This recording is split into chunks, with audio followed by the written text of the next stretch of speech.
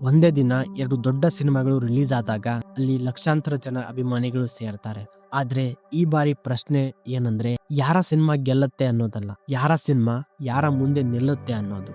Sandalwood ನಲ್ಲಿ ಒಂದು cinema release date ಅನ್ನೋದು ಕೇವಲ ಕ್ಯಾಲೆಂಡರ್ ನಲ್ಲಿರುವಂತಹ ಒಂದು ದಿನ, ಅದೊಂದು ಸ್ಟೇಟ್ಮೆಂಟ್. ಇದನ್ನ ಇನ್ನೂ ಸಿಂಪಲ್ ಆಗಿ ಹೇಳ್ಬೇಕಂದ್ರೆ ಅದೊಂದು ನೇರವಾಗಿ ಹೇಳುವ ಯುದ್ಧದ ಘೋಷಣೆ. 2025ರಲ್ಲಿ ಕನ್ನಡ ಸಿನಿಮಾ ಬಾಕ್ಸ್ ಆಫೀಸ್ ನಲ್ಲಿ ಬರೋಬ್ಬರಿ 1900 ಕೋಟಿಯಷ್ಟು ಬಿಸ್ನೆಸ್ ಮಾಡಿತ್ತು. ಅದರಲ್ಲಿ ಒಂದೇ ಸಿನಿಮಾ ಕಾಂತಾರ ಆ ಲೆಜೆಂಡ್, ಅದರ ಅರ್ನಿಂಗ್ಸ್ ಮಾತ್ರ 850 ಕೋಟಿಗೂ ಹೆಚ್ಚು.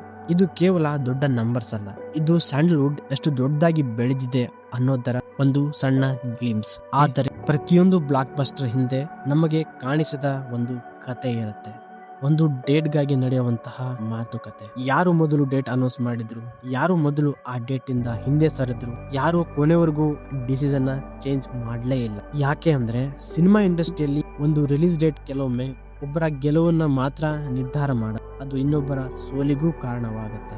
ಹಾಗಾದ್ರೆ ಈ ರಿಲೀಸ್ ಡೇಟ್ ನ ವಾರ್ ನಲ್ಲಿ ಮೊದಲ ಹೆಜ್ಜೆ ಇಡುವರು ಯಾರು, ಮೊದಲು ಹಿಂದೆ ಸರಿಯುವರು ಯಾರು? ಇದಕ್ಕೆ ಒಂದು ಬೆಸ್ಟ್ ಎಕ್ಸಾಂಪಲ್ ನೋಡೋಣ. ಯಶ್ ಅವರ ಟಾಕ್ಸಿಕ್. 2026ರ ಆರಂಭದಲ್ಲಿ ಈ ಸಿನಿಮಾ ರಿಲೀಸ್ ಆಗತ್ತೆ ಅಂತ ಅನೌನ್ಸ್ ಆಗಿತ್ತು. ಅದು ಮಾರ್ಚ್ ತಿಂಗಳಲ್ಲಿ 19ನೇ ತಾರೀಕು. ಯಾಕೆ ಅಂದ್ರೆ ಇದು ಸಾಮಾನ್ಯ ಡೇಟ್ ಆಗಿರಲಿಲ್ಲ. ಮೊದಲಿಗೆ ಅಲ್ಲಿ ಯುಗಾದಿ ಇತ್ತು, ಅದೇ ಸಮಯದಲ್ಲಿ ಗುಡಿ ಪಾಡ್ವಾ ಇತ್ತು, ಮರುದಿನವೇ ಈದ್ ಮಿಲಾದ್. ಅಂದ್ರೆ ಒಂದು ಸಿನಿಮಾಗೆ ಸಿಕ್ಕಿದ್ದು ಬರೋಬ್ಬರಿ 4 ಫೆಸ್ಟಿವಲ್ಸ್ ಡೇ. ಆದರೆ ಇದರ ಹಿಂದೆ ಇನ್ನೊಂದು ಲೆಕ್ಕಾಚಾರ ಇತ್ತು. ಒಂದ್ ವೇಳೆ ಈ ಸಿನಿಮಾ ಅದೇ ಡೇಟಿಗೆ ರಿಲೀಸ್ ಆದ್ರೆ ರಣವೀರ್ ಸಿಂಗ್ ಅವರ ದುರಂಧರ್ ಪಾರ್ಟ್ 2 ಜೊತೆಗೆ ನೇರವಾಗಿ ಕ್ಲಾಶ್ ಆಗುವಂತಿತ್ತು. ಫಿಲ್ಮ್ ಎಕ್ಸ್ಪರ್ಟ್ಸ್ ಪ್ರಕಾರ ಆ ವೀಕೆಂಡ್ ಅಲ್ಲಿ 2 ಕೋಟಿಗೂ ಹೆಚ್ಚು ಜನರು ಸೇರುವ ಸಾಧ್ಯತೆ ಕೂಡ ಇತ್ತು. 2 ದೊಡ್ಡ ಸಿನಿಮಾಗಳ ಡೇಟ್ ಅನೌನ್ಸ್ ಆದವು, ಫೆಸ್ಟಿವಲ್ ಸೀಸನ್ ರೆಡಿ ಇತ್ತು. 2 ದೊಡ್ಡ ಸಿನಿಮಾಗಳು ಒಂದೇ ವೀಕೆಂಡ್ ನಲ್ಲಿ ಒಂದೇ ಬಾಕ್ಸ್ ಆಫೀಸ್ ಗಾಗಿ ಹೋರಾಡಲು ಸಿದ್ಧವಾಗಿದ್ದವು. ಆದರೆ ನಂತರ ಸೈಲೆನ್ಸ್. ಮಾರ್ಚ್ 4 ಒಂದು ಅನೌನ್ಸ್ಮೆಂಟ್ ಆಯಿತು ಟಾಕ್ಸಿಕ್ ಬಗ್ಗೆ. ತನ್ನ ರಿಲೀಸ್ ಡೇಟ್ ನಿಂದ ಹಿಂದೆ ಸರಿಯಿತು. ಅದು ಬದಲಾಗಿ ಹೊಸ ಡೇಟ್ ಜೂನ್ ತಿಂಗಳನ್ನ ಆಯ್ಕೆ ಮಾಡಿದ್ರು. ಆದ್ರೆ ಆ ಕತೆ ಅಲ್ಲಿಗೆ ಮುಗಿಯಲಿಲ್ಲ. ಮತ್ತೆ ಆ ಡೇಟ್ ಬದಲಾಯಿತು. ಈಗ ಆಗಸ್ಟ್ 26ಕ್ಕೆ ಆ ಸಿನಿಮಾ ರಿಲೀಸ್ ಆಗತ್ತೆ. 3 ಡೇಟ್ಸ್ ಒಂದೇ ಸಿನಿಮಾ. ಆದ್ರೆ ಪ್ರತಿ ಸಲ ಡೇಟ್ ಬದಲಾದಾಗ ಅದರ ಎದುರು ಹೊಸ ಅಪೋನೆಂಟ್, ಹೊಸ ಸಿನಿಮಾಗಳು ಬರುತ್ತೆ. ಡೇಟ್ಸ್ ಗಳು ಇಂಪಾರ್ಟೆಂಟ್ ಇಲ್ಲ ಅಂತ ಅನ್ಸಿದ್ರೆ ಮತ್ತೆ ಟಾಕ್ಸಿಕ್ ಚಿತ್ರದ ರಿಲೀಸ್ ಡೇಟ್ ಯಾಕೆ ಬದಲಿಸಬೇಕಾಯ್ತು? ಇದು ಕೇವಲ ಪ್ರೊಡಕ್ಷನ್ಸ್ ಡಿಲೇನ ಅಥವಾ ಸ್ಯಾಂಡಲ್ವುಡ್ ನಲ್ಲಿ ನಡೆಯುತ್ತಿರುವ ರಿಲೀಸ್ ಡೇಟ್ ನ ವಾರ್ನ ಒಂದು ದೊಡ್ಡ ಗೇಮ್?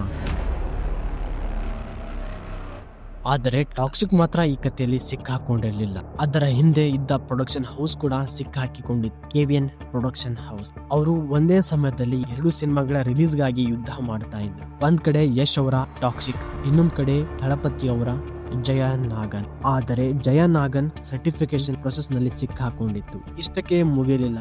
ಏಪ್ರಿಲ್ ತಿಂಗಳಲ್ಲಿ ಒಂದು ದೊಡ್ಡ ಶಾಕ್. ಜಯ ನಾಗನ್ ಸಿನಿಮಾ ಲೀಕ್ ಆಗೋದ್ರ ಬಗ್ಗೆ ವರದಿ ಆಯಿತು.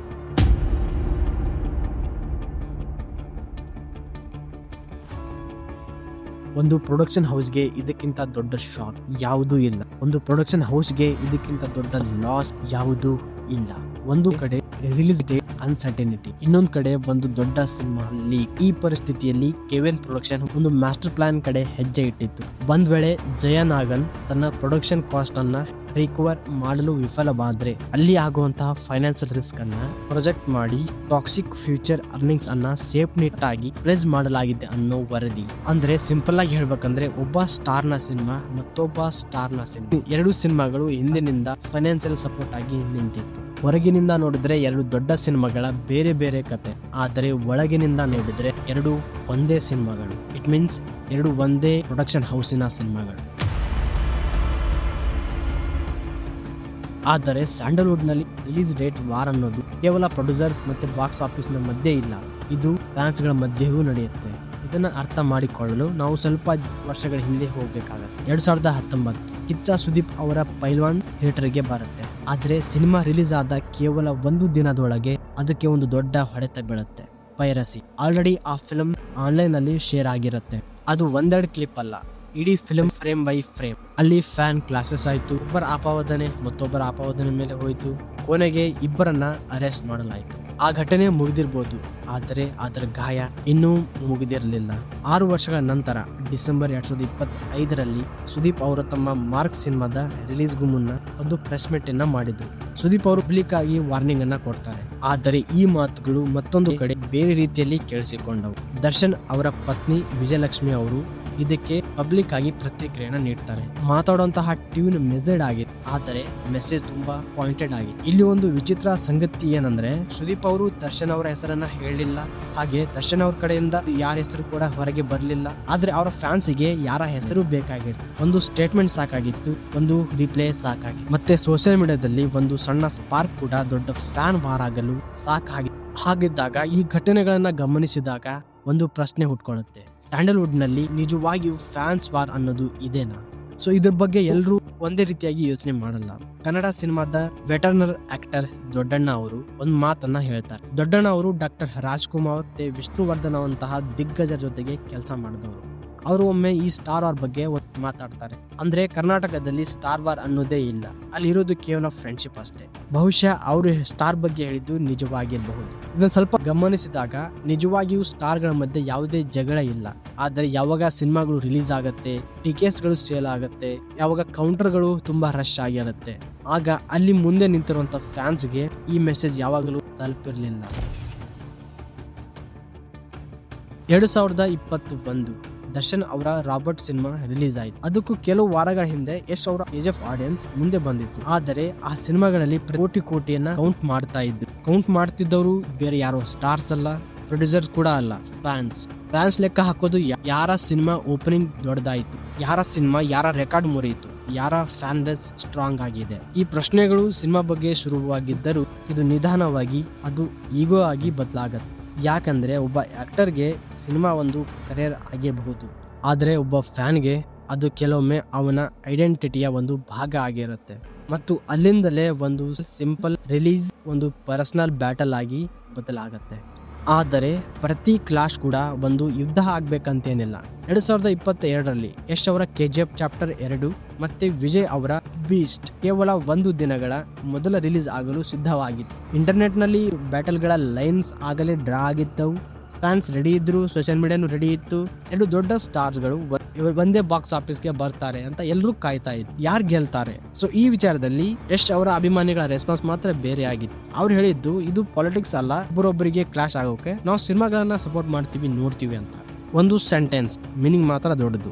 ಯಾಕೆ ಅಂದ್ರೆ ಒಬ್ಬ ಇಂಡಸ್ಟ್ರಿನಲ್ಲಿ ಒಬ್ಬರ ಸಕ್ಸಸ್ ಆಗ್ಬೇಕಂದ್ರೆ ಇನ್ನೊಬ್ಬರ ಫೇಲ್ಯೂರ್ ಆಗ್ಬೇಕಂತೇನಿಲ್ಲ. KGF ಚಾಪ್ಟರ್ 2 ರಿಲೀಸ್ ಆಯ್ತು, ಬೀಸ್ಟ್ ಕೂಡ ರಿಲೀಸ್ ಆಯ್ತು. ಇಲ್ಲಿಗೆ ಎಲ್ಲ ಸ್ಟಾಪ್ ಆಯ್ತು. ಸೊ ಹಾಗಾದ್ರೆ ಫ್ಯಾನ್ ವಾರ್ ಅನ್ನೋದು ನಿಜವಾಗಿ ಅನಿವಾರ್ಯ ಇದೆಯಾ? ಬಹುಶಃ ಇಲ್ಲ. ಯಾಕಂದ್ರೆ ಯುದ್ಧ ಆಗ್ಬೇಕು ಬೇಡ ಅನ್ನೋದು ನಮ್ಮ ಕೈಯಲ್ಲೇ ಇರುತ್ತೆ. ಟ್ರೇಡ್ ಅನಾಲಿಸ್ಟ್ಸ್ ಒಂದು ವಿಷಯವನ್ನ ತುಂಬಾ ಸ್ಪಷ್ಟವಾಗಿ ಹೇಳ್ತಾರೆ. ಎರಡು ದೊಡ್ಡ ಸಿನಿಮಾಗಳು ಒಂದೇ ಡೇಟಿಗೆ ರಿಲೀಸ್ ಆದ್ರೆ ಅಥವಾ ರಿಲೀಸ್ ಆಗಿ ಫೈಟ್ ಮಾಡ್ತಾ ಇದ್ರೆ ಅದು ಕೇವಲ ಫಿಲ್ಮ್ಸ್ ನ ಕಾಂಪಿಟೇಷನ್ ಆಗಿ ಉಳಿಯುವುದಿಲ್ಲ. ಅದು ಒಬ್ಬರ ಬಿಸ್ನೆಸ್ ಮತ್ತೊಬ್ಬರ ಬಿಸ್ನೆಸ್ ಅನ್ನ ತಿನ್ನಲು ಶುರು ಮಾಡುತ್ತೆ. ಆದರೆ ಇನ್ನೊಂದು ಆರ್ಗ್ಯುಮೆಂಟ್ ಕೂಡ ಇದೆ. ಸಿನಿಮಾನ ಕೊನೆಗೆ ಗೆಲ್ಸೋದು ಸ್ಟಾರ್ ಪವರ್ ಅಲ್ಲ, ರಿಲೀಸ್ ಡೇಟ್ ಕೂಡ ಅಲ್ಲ, ಫ್ಯಾನ್ ವಾರ್ ಕೂಡ ಅಲ್ಲ. ಸಿನಿಮಾನ ಗೆಲ್ಸೋದು ಕೇವಲ ಸ್ಟೋರಿ. ಸೊ ಇದಕ್ಕೆ ಬೆಸ್ಟ್ ಎಕ್ಸಾಂಪಲ್ ನಮ್ಮ ಸ್ಯಾಂಡಲ್ವುಡ್ ನೇ ತಗೊಳ್ಳಿ. ಸ್ಯಾಂಡಲ್ವುಡ್ ಪ್ರತಿ ವರ್ಷ ಇದನ್ನ ಪ್ರೂವ್ ಮಾಡ್ತಾಲೇ ಇದೆ. ಯಾರ ಸ್ಟೋರಿ ಚೆನ್ನಾಗಿದೆ ಆ ಸಿನಿಮಾ ಓಡತ್ತೆ. ಪ್ರತಿ ಬಾರಿ ಒಂದ್ ಸಿನಿಮಾ ತನ್ನದೇ ಆದ ಜಾಗದಲ್ಲಿ ಯಾವುದೇ ವಾರ್ ಇಲ್ಲದೆ ಸರಳವಾಗಿ ರಿಲೀಸ್ ಆಗ್ಬೋದಿತ್ತು, ಅಷ್ಟೇ ಸಾಕು. ಆದ್ರೆ ಯುದ್ಧ ನಿಜವಾಗಿಯೂ ಎರಡು ಸ್ಟಾರ್ಗಳ ನಡುವೆ ಇರ್ಲಿಲ್ಲ. ಇದ್ರ ಬದಲಾಗಿ ಸಿನಿಮಾ ಹೇಗಿದೆ, ಚೆನ್ನಾಗಿದ್ದೇನಾ, ಸ್ಟೋರಿ ಚೆನ್ನಾಗಿದ್ದೇನಾ, ಆಕ್ಟಿಂಗ್ ಚೆನ್ನಾಗಿದ್ದೇನಾ, ಸೊ ಈ ರೀತಿಯಾಗಿ ನಾವು ಕೇಳ್ಬೋದು. ಸೊ ಆ ದಿನ ಬಹುಶಃ ಸ್ಯಾಂಡಲ್ವುಡ್ ನಿಜವಾದ ಗೆಲುವಾಗತ್ತೆ. ಒಂದು ಬಾಕ್ಸ್ ಆಫೀಸ್ ರೆಕಾರ್ಡ್ ಆಗಿರುವುದಿಲ್ಲ. ಸಿನಿಮಾ ಸಣ್ಣದಾದ್ರೂ ಅದು ಒಂದು ಬಾಕ್ಸ್ ಆಫೀಸ್ ರೆಕಾರ್ಡ್ ಆಗದೇ ಇರ್ಬೋದು, ಆದ್ರೆ ಒಂದು ಇಂಡಸ್ಟ್ರಿಯ ರೆಕಾರ್ಡ್ ಆಗುತ್ತೆ. ಒಬ್ಬರ ಯಶಸ್ಸಿಗೆ, ಒಬ್ಬರ ಆಕ್ಟಿಂಗಿಗೆ ಅದು ಒಂದು ಬಹುಮಾನ ಕೊಟ್ಟಂಗೆ ಇರುತ್ತೆ. ಹಾಗೆ ಕನ್ನಡ ಸಿನಿಮಾಗಾಗಿ ನಾವು ಕಲಿತ ಒಂದು ದೊಡ್ಡ ಪಾಠ ಆಗಿರುತ್ತೆ.